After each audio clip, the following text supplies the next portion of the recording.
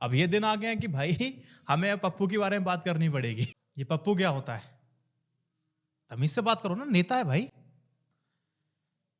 आप जो पप्पू कह रहे हो ना, इसका जवाब मेरे पास है। तीसरे नंबर पप्पू की बात मैं करूंगा। मतलब एक विजन लेके बंदा चल रहा है, एक व्यक्ति चल रहा है, उसको समझ में आपको नहीं आ रहा है। तमीज से बात करो, राहुल गांधी का हो। अच्छा, इज्जत से बात करें। अबे तुम्हारे पूरी कांग्रेस तो पूरे चाइना का एजेंट है। साबित कर दूंगा। लोकसभा में जो आपने भाषण दिया है, पूरा चाइनीज एजेंडा है उसके अंदर। साबित कर दूं? करूं साबित? दोस्त, आप किसके ज्यादा लाइक आते हैं और किसके ज्यादा कमेंट आते हैं, इनके लाइक देखेंगे, हमारे कमेंट देखेंगे। कमेंट सेक्शन में आप जय श्री राम लिखना शुरू कर दो। जय श्री राम जो है वो एक राजनीतिक भाषण है दोस्त, और जय सिया राम आपके धर्म का उद्घोष है। हमें सिखाएंगे ये पाखंडी लोग कहीं के। एक्सपोज करते हैं राहुल गांधी को।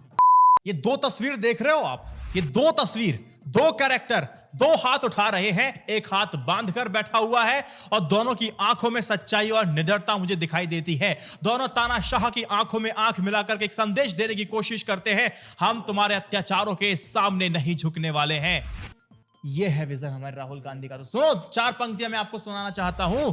सत्य हमेशा अकेला होता है और वो अकाट्य होता है। एक अकेला पार्थ खड़ा है भारतवर्ष बचाने को, सभी कौरव साथ खड़े हैं केवल उसको हराने को। राहुल गांधी केवल एक योद्धा नहीं, अकेला योद्धा नहीं। अगर वो अकेला आप उसको समझ रहे हैं तो दोस्त, इतिहास गवाह है कि कैसे श्री कृष्ण ने तो अपनी पूरी सेना कौरवों को देकर के अकेले निहत्थे पांडवों के साथ खड़े थे। पृथ्वीराज से लेकर के महाराणा प्रताप जैसे योद्धाओं ने अपनी लड़ाई खुद अकेले लड़ी थी, और रावण की सेना को भगवान राम ने अकेले ही हराया था।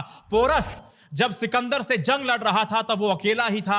ऐसे ही राहुल गांधी आज भी अकेले हैं और तानाशाह को हराने की उन्होंने कसम खाई। उनकी कसम के साथ आपको कसम खानी चाहिए भक्तों। भैया, केवल हिटलर दोषी नहीं था, दोषी थी तो वहां की जनता भी थी। केवल मुसोलिनी दोषी नहीं था, दोषी वहां की जनता भी थी। अगर पूरे समाज को अगर उन्माद ही पसंद होगा तो एक चुना हुआ उन्मादी का व्यक्तित्व बदल जाए तो दूसरे उन्मादी चुन लेंगे, क्योंकि उन्हें वो सोच चाहिए जिसको पोषित किया गया। इसीलिए हम कह रहे हैं तानाशाह को साइडलाइन करो। आपको समझाने की कोशिश कर रहे हैं और आप हमें समझा रहे हैं।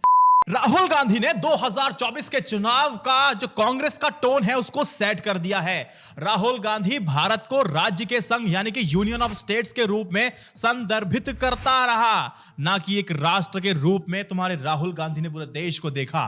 साफ दिख रहा है कि अगला जो टूल किट है तुम्हारे कांग्रेस का, वो क्षेत्रवाद और राज्यों के बीच लड़ाई का होने जा रहा है। और राहुल गांधी तमिलनाडु और केरल की तारीफ तो कर रहे हैं, इससे आप क्या बात निकालेंगे दोस्त? एक बहुत बड़ी साजिश है, और वो साजिश स्पष्ट रूप से दिखाई दे रही है कि वो भाजपा के राष्ट्रवाद के एजेंडा का जो मुकाबला करने के लिए राज्य बनाम राष्ट्रवाद को बढ़ावा देने की बात करेंगे। राष्ट्रवाद को बढ़ावा देने वाले क्षेत्रीय दलों के साथ साथ उत्तर बनाम दक्षिण विवाद को भी भड़काने की कोशिश कर रहे हैं। और जब 2014 का चुनाव हारे तो पूरे देश में जाति का आंदोलन खड़ा करवा करके देश को अशांत और लोगों को लड़वाने का प्रयास किया आपके राहुल गांधी की पार्टी ने, कांग्रेस की पार्टी ने। और 2024 का चुनाव आ रहा है ना, राष्ट्रवाद बनाम राज्यों का संघ क्षेत्रवाद करने का पूरा एक टूल किट बना के तैयार कर दिया है। भारत को क्षेत्रवाद के जरिए तोड़ना चीन के हित में सबसे अच्छा होगा। और संयुक्त भारत का एक बढ़ता हुआ महाशक्ति है, और यह चीन की विस्तारवादी नीति में सबसे बड़ा रोड़ा है। इसलिए राहुल गांधी का जो भाषण है वह मूर्खता वाला नहीं है, बल्कि MOU की पकड़ाई गई एक स्क्रिप्ट समझिए उसको, और उस पर कांग्रेस आपको ले जाएगी, आपको बांटेगी और इस देश को बेच देगी। संभल जा मेरे भाई, क्योंकि देश के अंदर तू भी रहता है और तू भी मरेगा, और जल्दी मरेगा। अगर नहीं संभला भी तो देश बचेगा तो तुम बचोगे। राहुल गांधी को पप्पू कहने वालों, इस बात को अपने ध्यान में, अपने मस्तिष्क में, अपने हृदय में जरूर रख लेना कि अब्राहम लिंकन अपनी जिंदगी में छोटे बड़े इलेक्शन कुल मिलाकर के देखा जाए तो 25 से 35 इलेक्शन हार गए होंगे। शायद वो उस जमाने के वक्त पप्पू रहे होंगे। अगर आप इलेक्शन हारते हैं राहुल गांधी तो उनको पप्पू कहना शुरू कर देते हैं, तो अब्राहम लिंकन का नाम जाकर के देख लेना, समझ में आपको आ जाएगा। हार जीत इतना मायने नहीं रखती है दोस्त, मायने अगर रखती है तो हार के बावजूद अपने उसूलों पर टिके रहना, जिसमें राहुल गांधी अभी तक अव्वल दिखाई दे रहे हैं। उनके कोई डुअल स्टैंडर्ड नहीं है यहां पर मेरे दोस्त, कोई भी। राहुल गांधी में आप खुद समझ सकते हैं, उनमें झूठ, फरेब, छल और मक्कारी नहीं है, जिसमें वो फिट नहीं बैठ सकते। फिर जिसमें आपने सत्ता सौंपी वो उस पर फिट बैठती है तो उसमें कैसे गुण आ जाए? सिंपल सी बात है ना। आपको अत्याचारी आप लोगों ने सौंप दी है तो अत्याचार वाले गुण राहुल गांधी में नहीं आ सकते हैं। याद रखिएगा, राहुल गांधी राजनीति में ना होते तो कहीं इंजीनियर, डॉक्टर, प्रोफेसर वगैरह होते तो क्या वो वहां पर फिट हो जाते?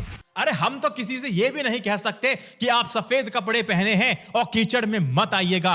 हमको कीचड़ साफ करना है जहां सफेद कपड़े पहनकर इंसान आ जा सके। मेरे भाई, ये कहकर छुट्टी नहीं देने दूंगा कि राजनीति ऐसी ही होती है और ऐसी ही करनी पड़ेगी। क्यों नहीं हम इसे बदल सकते? हरगिज नहीं चुनेंगे हम कातिलों को, अपराधियों को, धर्म जाति के नाम पर लड़ाने वाले को नहीं चुनेंगे हम इस राजनीति को बदलाव ला सकते हैं जिस पे आप लोग चलने की कोशिश कर रहे हैं। एजीआर की रिपोर्ट बता दूं दोस्त, तुम जिस पार्टी के हो, जिस पार्टी के समर्थक हो ना, यूपी इलेक्शन पहले चरण में सपा के 75% दागी हैं प्रत्याशी और भाजपा के 51% दागी हैं उम्मीदवार। ये एडीआर की रिपोर्ट कहती है और ये भी कहती है कि उसमें से 12 उम्मीदवारों ने महिलाओं के खिलाफ अपराध से संबंधित मामले को घोषित किए हैं और उसमें से एक ने तो बलात्कार जैसे संबंधित मामले को खुद घोषित किया है। ये भाजपा और सपा ये दोनों कार्य हैं। और यहां पर एजीआर में जाके स्थिति देखोगे ना तो कांग्रेस बहुत सही है इस मामले में, इसलिए कहता हूं कांग्रेस के साथ रहो आप। ध्यान रखना दोस्त, जिस वक्त सांप्रदायिकता ने भारतीय राजनीति को हिंदू हिंदू करने पे मजबूर कर दिया था, उस वक्त भी एक आदमी था जो आइडिया ऑफ इंडिया के लिए लड़ रहा था, उसकी बात कर रहा था। वो कह रहा था कि केंद्र की असीम ताकत का इस्तेमाल ऐसा भी ना करिए कि तमिलनाडु राज्य के लोग अपना ही देश दूसरा देश लगने लगे। यह शख्स राहुल गांधी उत्तर प्रदेश चुनावों के दौर में केरल जनता की बात करता है, राजस्थान और बंगाल के कल्चर की बात करता है, और आप लोग ये कहते हैं कि राहुल गांधी पप्पू है। आप लोग तो जालीदार और कपड़े की पहचान वाली राजनीति करते हो, दंगे फसाद की बात करते हो, फर्क साफ करते हो, और आपको यही नहीं पता कि सही बात क्या है।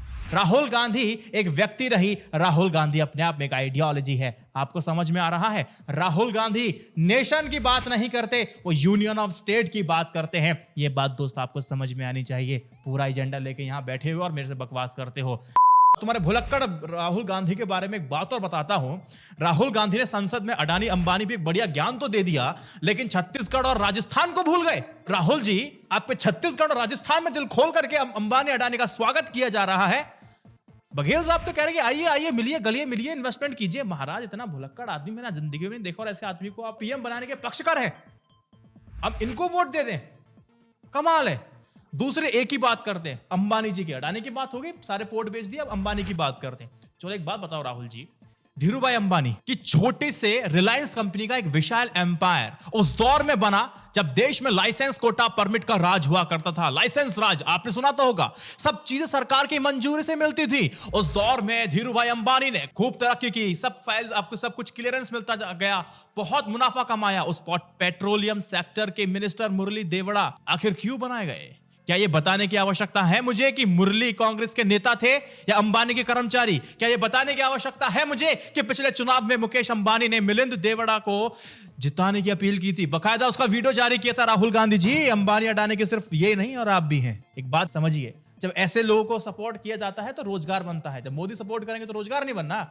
हद आदमी है। और भुलक्कड़ राहुल गांधी को यह नहीं पता है कि वो कह रहे हैं कि पाकिस्तान और चाइना अब साथ साथ आ गए मोदी जी के आने के बाद। अरे मेरे भाई राहुल गांधी, एक बात सुनो, चीन और पाकिस्तान यदि एक दूसरे के नजदीक हुए हैं तो वो इंदिरा गांधी, राजीव गांधी और मनमोहन सिंह के शासन काल में भी हुए थे। 1962 के भारत चीन युद्ध के बाद चीन जाने वाला पहला प्रधानमंत्री नरेंद्र मोदी थे। कौन थे? जवाहरलाल नेहरू थे। राजीव गांधी के असंगत तर्कों को काटने के लिए विदेश मंत्री जयशंकर के तर्कों को मैं यहां पर नहीं दोहराऊंगा।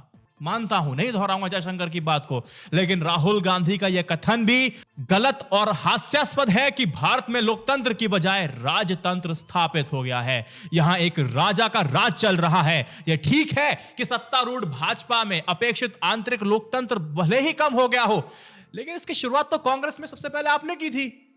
बताइए मुझे आप। भारत की लगभग सभी पार्टियां प्राइवेट लिमिटेड कंपनियां बन चुकी हैं, और इस पूरे घटनाक्रम की जो पराकाष्ठा अगर हम लोग देखेंगे ना, वो खुद कांग्रेस ने की है, आपातकाल लाकर के की थी। बेहतर तो यह है कि राहुल इस महान कांग्रेस पार्टी को मां बेटी पार्टी और भाई बहन पार्टी होने से बचा ले, वो बेहतर होगा। समझ में आया? बकवास करते हैं। और आपको दोस्त ये वीडियो पसंद आई होगी तो इस वीडियो को 3 व्हाट्सएप ग्रुप में शेयर कीजिएगा। इनकी बात आपको ज्यादा पसंद आई तो वो भी मुझे बता दीजिएगा। जय Hind, Vande Mataram. Stay updated, stay educated, सत्यमेव जयते। नमस्कार।